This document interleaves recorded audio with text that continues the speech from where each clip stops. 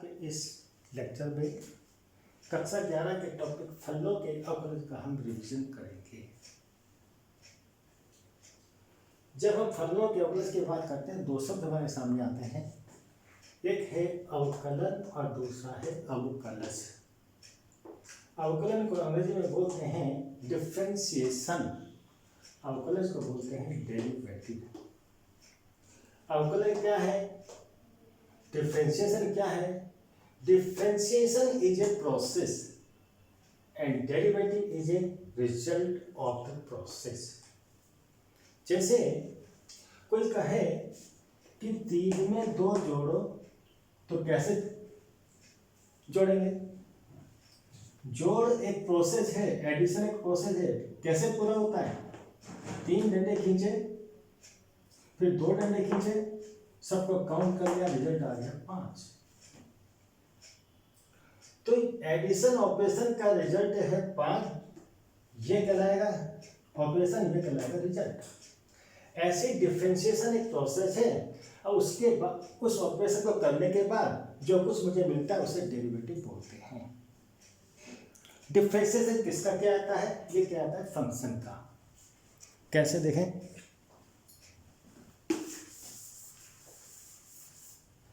मान लीजिए मेरे पास कोई राशि है y, इसका मान x के ऊपर निर्भर करता है। किस प्रकार निर्भर करता है? नियम f के अनुसार निर्भर करता है। अगर राशि y का मान x पर निर्भर करता है नियम f के अनुसार, तो इतने लंबे कथन को शॉर्ट में लिखते हैं हम, y is equal to function of x। क्या पढ़ेंगे? कहना ये चाहता था कि y का मान x पर निर्भर करता है नियम f के अनुसार। इसको कैसे कहूँगा? संक्षेप में लिखूंगा, y is equal to function of x, यानी y का मान x पर निर्भर करता है नियम f के अनुसार। ठीक है। अब जब y का मान x पर निर्भर करता है तो इसका मतलब क्या है कि यदि x बदलेगा तो y भी बदलेगा, यानी फलन का मान भी बदलेगा। और जब x के बदलने पर y का मान बदल रहा है तो सवाल उठा कि x में परिवर्तन करने से y में परिवर्तन कितनी तेजी से होगा। इसको निकालने के लिए हम y का डिफरेंशिएशन करते हैं x के सापेक्ष। लिखेंगे कैसे उसे? y, इसका डिफरेंशियल करना है x के सापेक्ष, तो उसके लिए संकेत है d/dx, यानी क्या करना था मुझे? y का x के सापेक्ष अवकलन डिफरेंशिएशन करना था। किसका करना है? y का, तो y लिखा मैंने। x के सापेक्ष अवकलन करना है, तो इसके लिए हमारे पास संकेत है d/dx। डिफरेंशियल करना है विथ रेस्पेक्ट टू x। बराबर क्या हो जाएगा? y के जगह हम fx लिखेंगे क्योंकि y बराबर fx है, तो d/dx of function of x। अगर फंक्शन को y कहकर चल रहा हूं तो dy/dx लिखेंगे, और fx कहकर चल रहा हूं तो d/dx ऑफ fx लिखेंगे। ये जो संकेत है fx, f ऑफ x, ये तमाम फलों के लिए एक सिंबल है, सांकेतिक रूप है। एक्चुअल फॉर्म अलग अलग होगी अलग अलग केस में। मान लीजिए अगर मुझे फंक्शन दिया है x की पावर n, तो इसका वास्तविक रूप है सांकेतिक रूप, ये लिख सकता हूं। और क्या हो सकता है फंक्शन? जैसे sin x हो सकता है, और क्या हो सकता है? cos x हो सकता है, और क्या हो सकता है?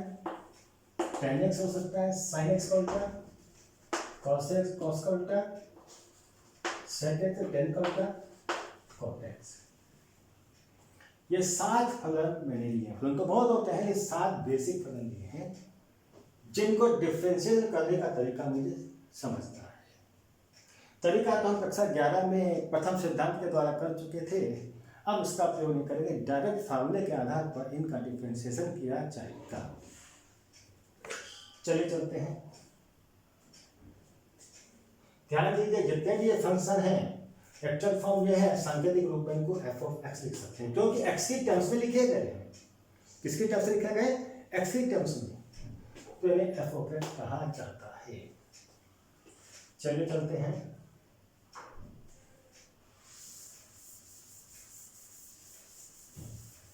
मुझे डिफरेंशियल करना है फंक्शन एक्स की पावर एन का,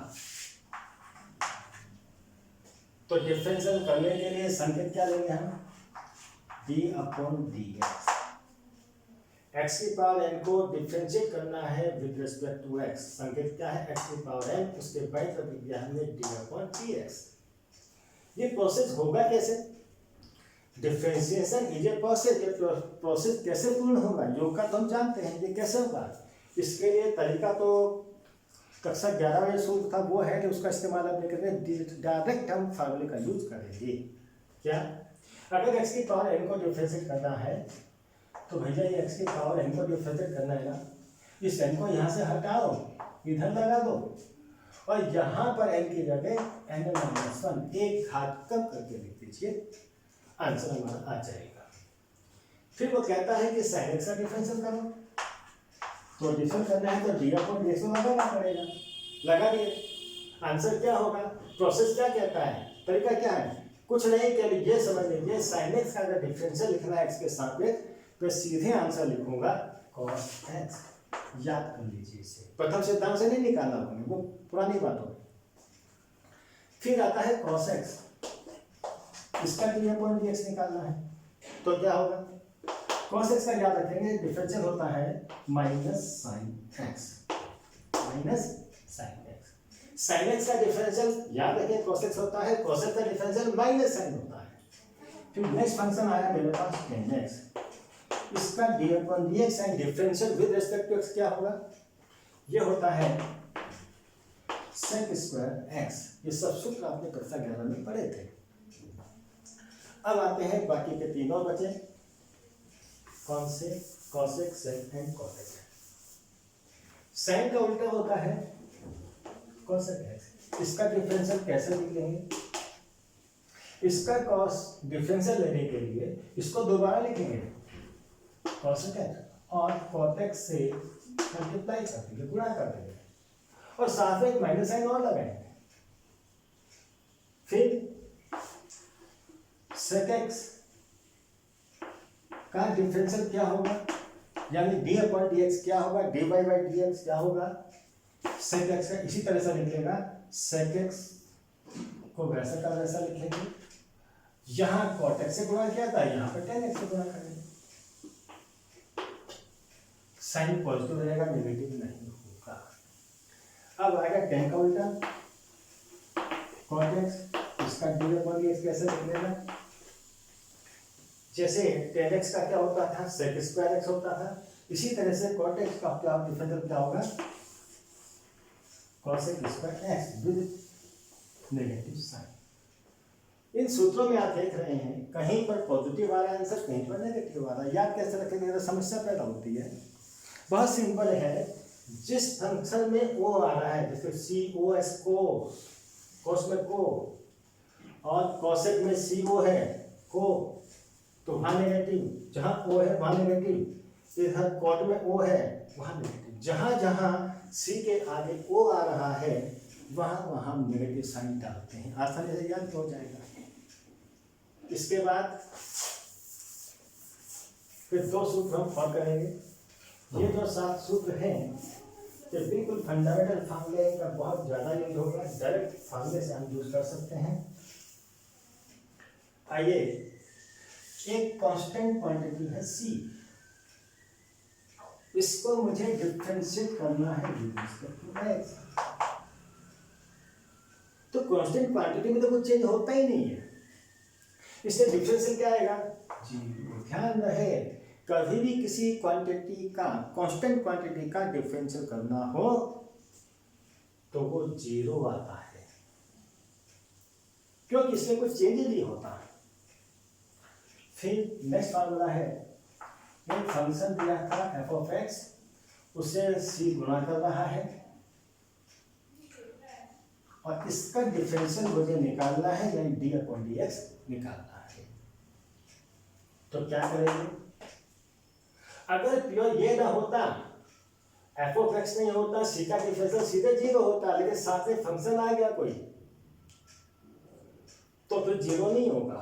क्या करेंगे, सी को बाहर कर देंगे अलग और फंक्शन को डिफरेंशिएट करेंगे D upon d x of function. जैसा ही फंक्शन होगा उसके अनुसार इसे डिफरेंशिएट किया जाएगा। ये हमारे कुछ सूत्र थे। फिर नेक्स्ट लेक्चर में लेंगे हम अलजेब्रा ऑफ डेरिवेटिव्स। बता लीजिए।